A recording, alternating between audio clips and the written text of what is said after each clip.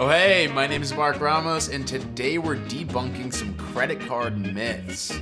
Let's do it.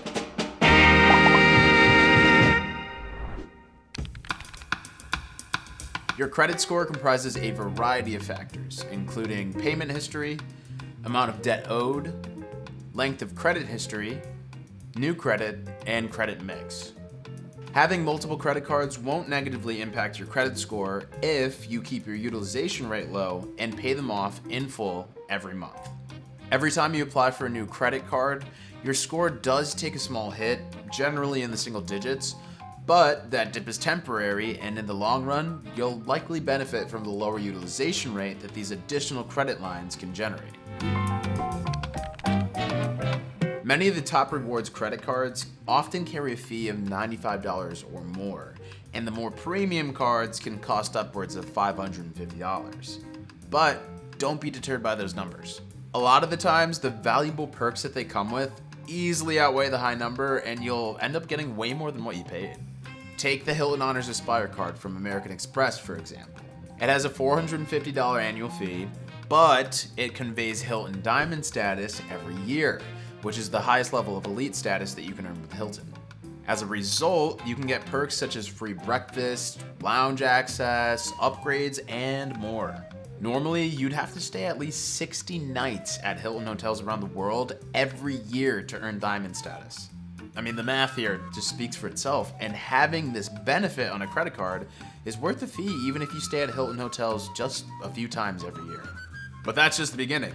This card also comes with an annual up to $250 airline fee credit, an annual up to $250 Hilton resort credit, and a free weekend award night certificate to use at almost any Hilton around the world.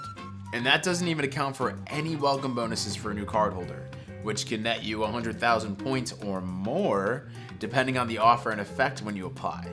So yes, the annual fee can be hefty, but in this case, it's also really worth it if you use all the perks. If you ultimately decide that these benefits aren't worth paying an annual fee for, you can cancel or downgrade a credit card down the line. Though you should generally hold a new credit card for at least a year before doing so. Otherwise, an issuer might try and claw back any welcome bonus that you received.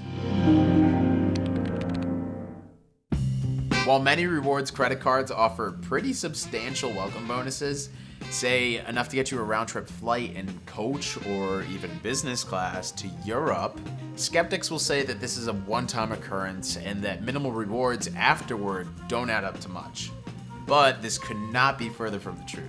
Since many rewards cards have category bonuses that will help you earn points at an accelerated rate, those points and miles can add up super quickly. Let's say you spend a lot of money on groceries.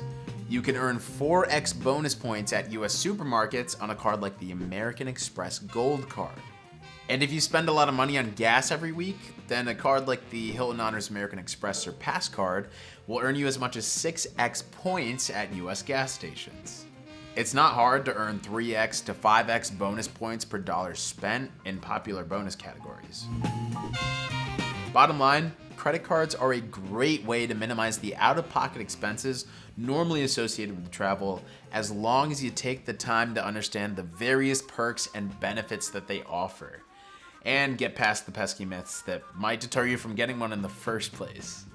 Alright friends, that's it for me today, but if you like this video, throw it a thumbs up, hit the subscribe button for more episodes of PowerPointers, and I'll see you later.